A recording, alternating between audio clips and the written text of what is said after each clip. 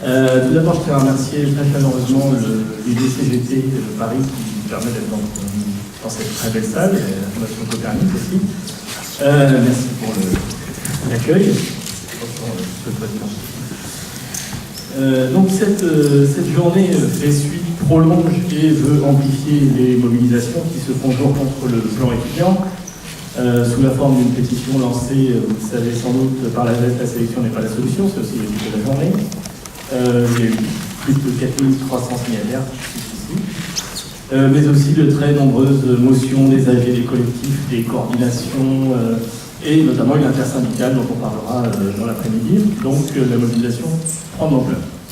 Alors pourquoi cette journée? Avant toute chose, je dirais parce que, à notre sens, je ne sais pas si je parle en mon nom propre, mais il faut en finir en fait avec l'idée que cette réforme serait une réforme technique.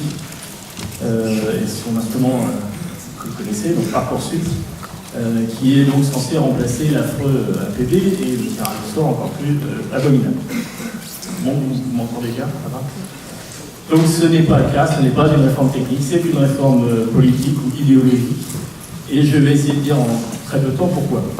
Les deux principes en sont les suivants. Il faut en finir avec le mythe de l'université pour tous, ce sont les mots du président de la République. Et il faut instaurer la sélection sans faire de vagues. C'est extrait du bréviaire des inepties et lieux communs de son petit lettre à penser, M. Garrigou. Je dis petit lettre à penser, car l'argumentaire qu'on nous sert depuis plusieurs semaines, permettez-moi de le dire, est vraiment assez bas de plafond. On nous avait promis un président intellectuel, un président philosophe, je ne crois pas, mais pas des autres. Mais pour l'instant, on est plutôt en face d'un assortiment de sottistes qui n'honore pas ceux qui les profèrent. Alors, premier argument en faveur de cette réforme, celui de l'alternative. Mais l'alternative, bête et méchante, si vous n'êtes pas pour cette réforme, vous êtes pour le tirage au sort. Bien.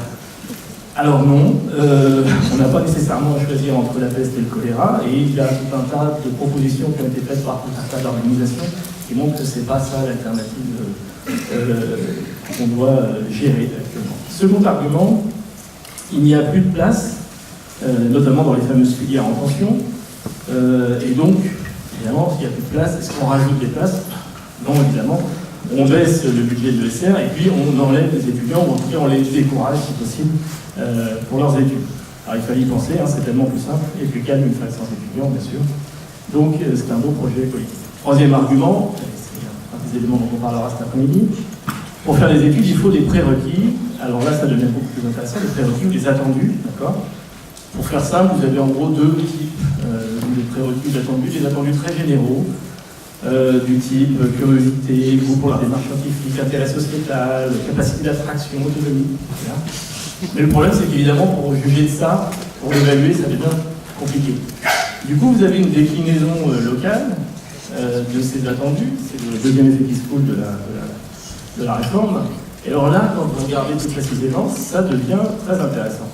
Puisqu'on a vu apparaître ici ou là, contrairement à ce qu'on peut lire ou entendre parfois, les notes de bac, bien sûr, les filières de bac, les notes de terminale, de première, les notes de brevet, la pondération entre toutes ces notes, les moyennes, etc. On se demande où on peut s'arrêter, car certains ont pensé à des modules, évidemment, d'autres à la maîtrise des langues étrangères, à la maîtrise des statistiques, des fois avoir un BAFA, avoir fait des stages, être pompier volontaire, mais aussi, pourquoi pas, ne pas avoir le problème de discipline. Donc je vous le dis, l'imagination des profs et des directions d'université est sans borne. Donc c'est une véritable boîte de Pandore qui s'est ouverte en quelques semaines après le lancement illégal, il faut le rappeler, de cette réforme, ce qui n'était pas entièrement voté, mais on en parlera aussi.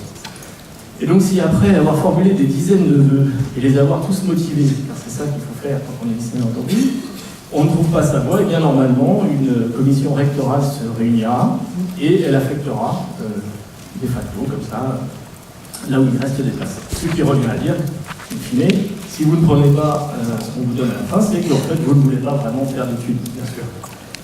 Je ne vois pas très bien, et je crois que je ne suis pas seul, en quoi il s'agit de remettre de l'humain dans tout cela, comme le prétend Madame la ministre. Alors, grâce au président de la CPU, je ne donnerai pas son nom, mais il se demande par exemple, est-ce que hiérarchiser les élèves en fonction des établissements d'origine, c'est discriminatoire ou pas? C'est un petit peu inquiétant pour un président d'université. pour un président de CPU, donc il faut le rassurer ou l'inquiéter. Oui, c'est discriminatoire, oui, voilà. Si c'était mis comme critère officiel, ce serait vraiment problématique, bien sûr. Donc grâce à lui, on sait aussi que les critères, les vrais, je veux dire, ne seront pas forcément rendus publics. C'est ça qui est magnifique. Donc c'est seulement si vous faites un recours après coup contre l'université, ce sera sans doute une démarche très fréquente, bien connue, très aisée à faire, bien sûr, qu'on vous dira pourquoi finalement vous avez été jeté de cette université. Puisque finalement la grande question, écoutez un certain nombre, c'est comment faire pour se débarrasser des étudiants qu'on ne veut pas. Donc cette réforme vous montre en fait petit à petit son vrai visage, celui d'une sélection scolaire enracinée dans une sélection sociale, qui sera bientôt aussi une sélection économique, quand ce n'est pas déjà le cas. Bref, comme le disaient également des responsables de formation, maintenons des filières poubelles pour le tout venant et des filières sélectives pour les autres. Donc, je salue les avocats de tout venant. Et donc les autres, ce sont évidemment les bien notés, les bien nés, les fortunés. Je note que le lancement de la réforme a été fait dans le lycée Buffon, dans le très chic 15e arrondissement de Paris, ce qui est pour moi tout un symbole, bien sûr. Et que parmi les promoteurs, vous avez M. Gabriel Attal, qui est le rapporteur de la loi, école alsacienne, école privée, chère et sélective du cœur de Paris, Sciences Po Paris. Bref, que des gens qui sont donc très au fait de ce qui se passe dans les universités publiques. Mais la question que je me pose, c'est est-ce qu'on peut laisser ces gens, qui ont eu la chance de naître au bon endroit, si je puis dire, dicter à toutes et à tous leur avenir. Ils n'ont rien connu de l'université publique, je le disais. Cette réforme ne touchera pas non plus leur gestion, et j'en suis assuré. Mais qu'à cela ne tienne, il faudrait en plus que les autres aillent le plus vite possible au boulot, moins diplômés, moins bien payés, moins bien protégés.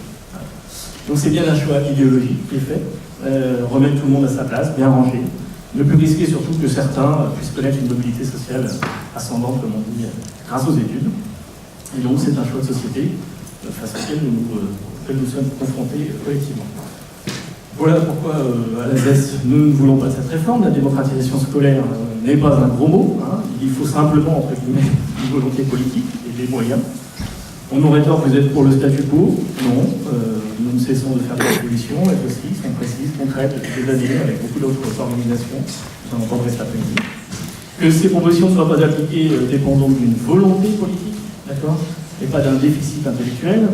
Quand on voit le niveau moyen d'un député LRM ou d'un membre du gouvernement peut être rassuré sur ce point, ce n'est pas intellectuellement qu'il faut y craindre.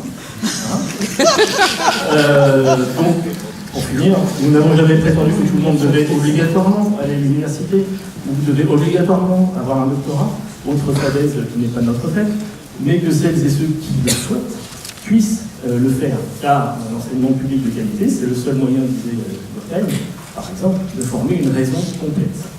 Choisir ses études, donc, c'est choisir sa vie, et c'est ce choix que nous pouvons laisser dans les mains de notre gouvernement actuel. Voilà. Je vous remercie, c'était juste